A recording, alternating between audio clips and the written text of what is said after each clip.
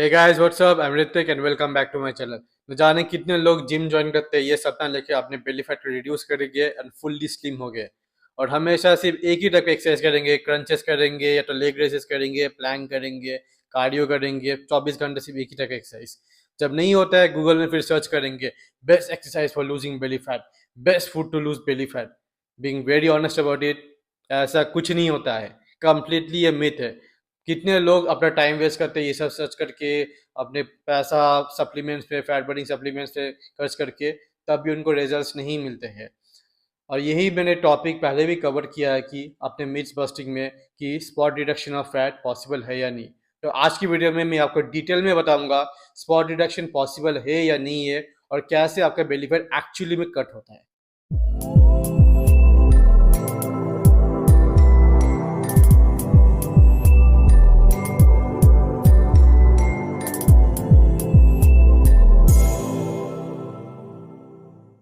तो पहले बात कर लेते हैं, ये जो मिथ है स्पॉट रिडक्शन पॉसिबल है, ये मिथ क्यों इतना ज़्यादा फैला हुआ है और लोग क्यों इसको ज़्यादा बिलीव करते हैं। अभी इसका मेन रीजन में आता है क्यों इसको ज़्यादा फॉलो किया जाता है। मोस्ट ऑफ द टाइम जब हम लोग को बेली फैट कट करना होता है तो हम लोग क्या करते हैं, सिर्फ एब्स की एक्सरसाइज या फिर एब्डोमिनल वर्कआउट्स करते हैं। मोस्टली क्रंचेस हो गया, लेग रेज हो गया या तो प्लैंक हो गया। अगर हमको आर्म्स को स्लिम करना है, कम्प्लीट टोन करना है, हम आर्म्स की एक्सरसाइज करते हैं। अगर लेग्स को टोन करना है तो हम लोग लेग्स की एक्सरसाइज करते हैं।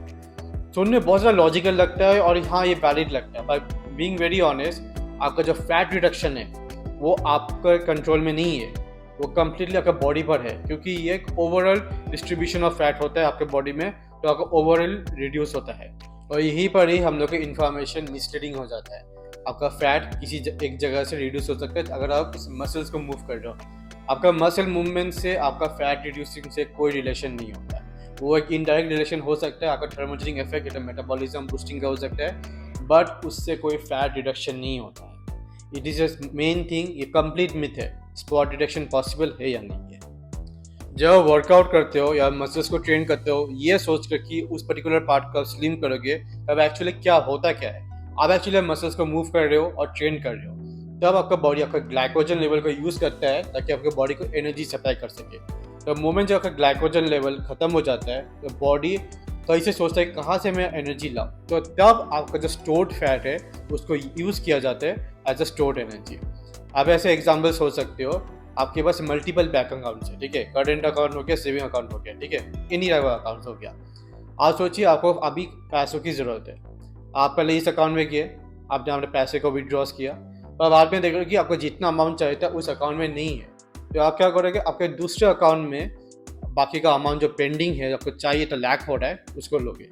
वैसे ही आपका बॉडी फैट रिड्यूस होता है। The moment your glycogen level is over, liver glycogen, creative glycogen, muscular glycogen, ये सब जब रिड्यूस हो जाता है तो आपका बॉडी की ऐसे स्टेट में आता है कि आपका बॉडी यूज़ करता है आपका fat as an energy source. अभी बात करते हैं आपका science behind the belly fat, कैसे वो स्टोर होता है, कैसे वो कट होता है, ठीक है।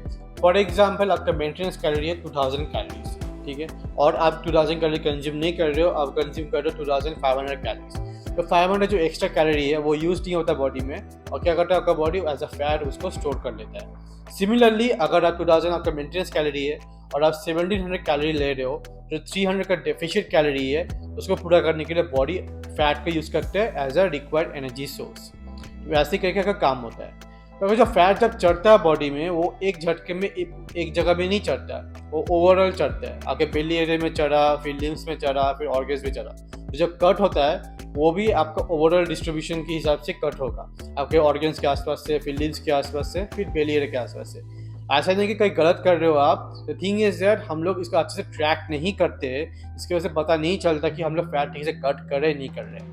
आपको जो फैट है वो ओवरऑल रिडक्शन होता है, तो इस पर हमको ज़्यादा फोकस करना चाहिए। अब बात करते हैं कैसे एक्चुअली आपका बेली फैट कट होगा। कोई भी पर्टिकुलर एक्सरसाइज हो, क्रंच हो, लेग रेसेस हो, प्लैंक्स हो, कोई भी एब्डोमिनल एक्सरसाइज हो, किसी भी एक्सरसाइज से डायरेक्टली आपका फैट कट नहीं होता। आपको अगर फैट को कट करना है, आपका बेली को स्लिम करना है, आपको इस 5 पॉइंट को अच्छे से फॉलो करना होगा। पहला है आपका कैलोरी डेफिशिएंट, आपका जो मेंटेनेंस कैलोरी है उसको 200 से लेकर 300 को माइनस करना होगा, और जो अमाउंट बचता है वही आपको कैलोरी कंज्यूम करना चाहिए। फॉर एग्जांपल, आपका मेंटेनेंस कैलोरी 2000 है, तो आप अपने मेंटेनेंस कैलोरी से 200 to 300 रिड्यूस कर दीजिए, और जो बचता है 1700 कैलोरी to 1800 कैलोरी, उसको डेली कंज्यूम करना होगा। इससे क्या होगा, जो आपका जो रिमेनिंग कैलोरी रिक्वायर्ड था उसका फुलफिल आपके स्टोर्ड एनर्जी फैट से आपका बॉडी यूज़ करेगा।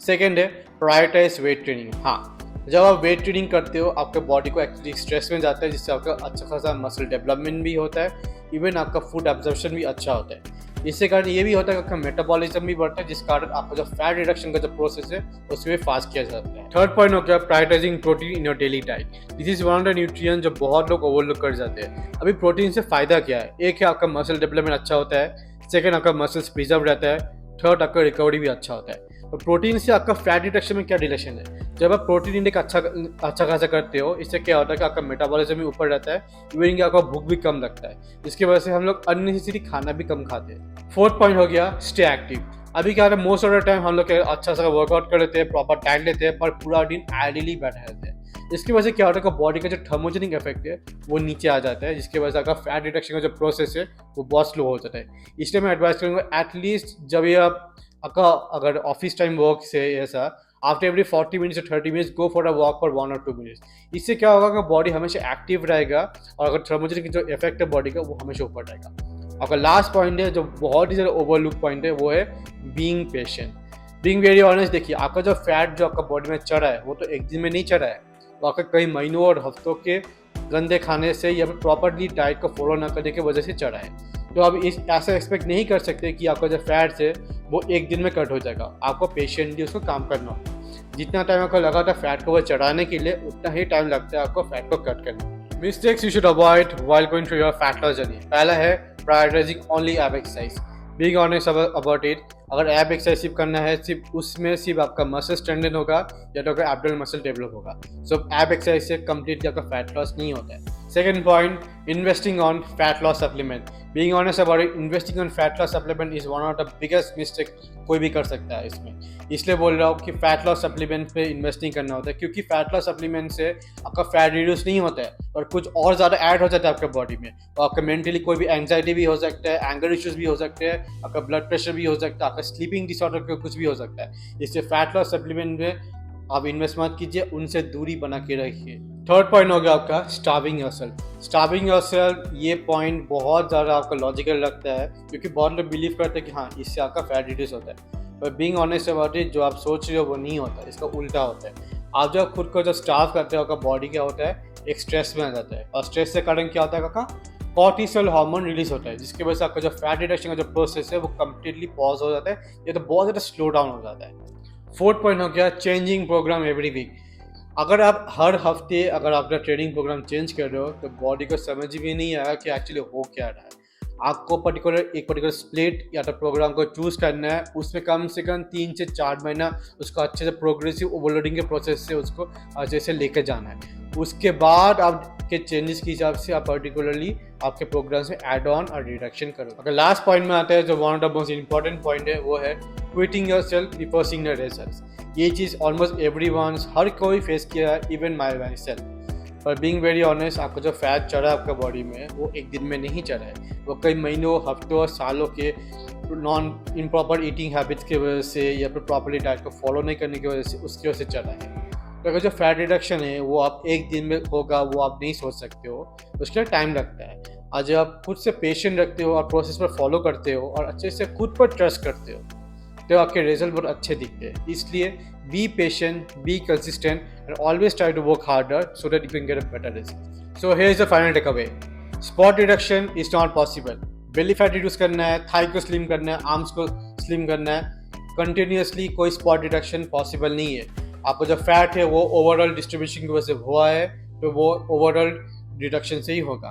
अगर फैट रिड्यूस करना है, सीधे 5 पॉइंट में फॉलो कीजिए आप। प्रोटीन को प्रायोरिटाइज करना, वेट ट्रेनिंग को प्रायोरिटाइज करना, कैलोरी डेफिशिएंट में staying active and be consistent. So be consistent on your workout, be disciplined, trust yourself, do the hard work and you will see your result.